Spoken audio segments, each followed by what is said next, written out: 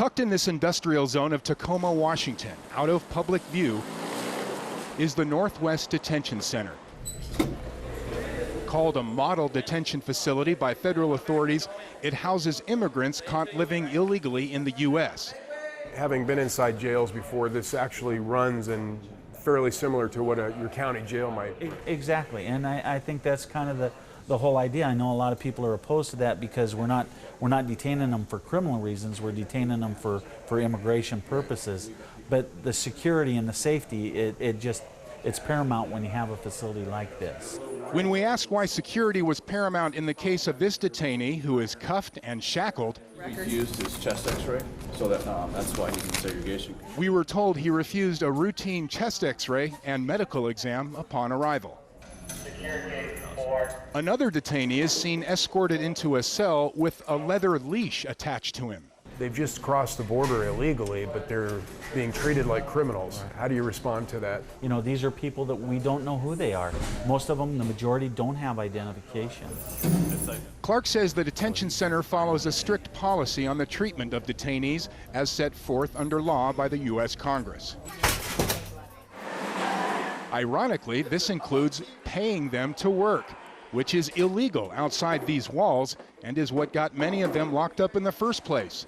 Here we have people who are being detained because they're not supposed to be working, because they're supposed to be undocumented, they don't have permission to work, and yet the federal government is employing them to perform tasks within the facility.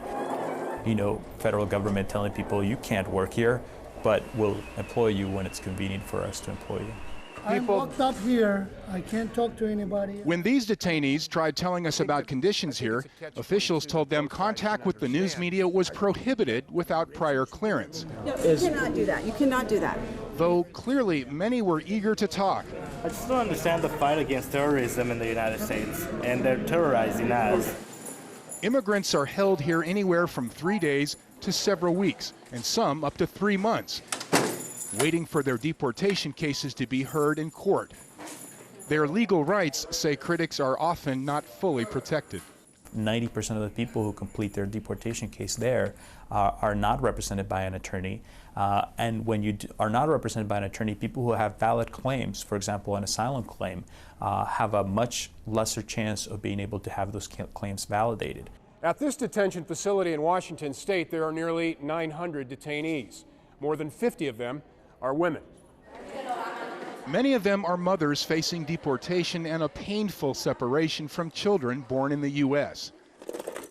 Yay! Before immigration lawyers won her release, Ileana Ariola, a mother of 2, had been caught working illegally at a fast food restaurant. Why this happened to me? Why? You know, I'm just a single mother. I'm a woman and a person who just wants to be better. How to have something better for me, for my baby. She spent 3 months in a cell like this one with another female detainee. When you lose your dignity, you lose everything. Your hope, your dreams. Immigrants' rights groups are urging Congress to come up with a more humane alternative for detainees, like monitoring them electronically at home. And until the system changes, That's what we have available to us at this time, you know. Hard time in jail, many here say, for trying to make a better life for themselves and their families in America.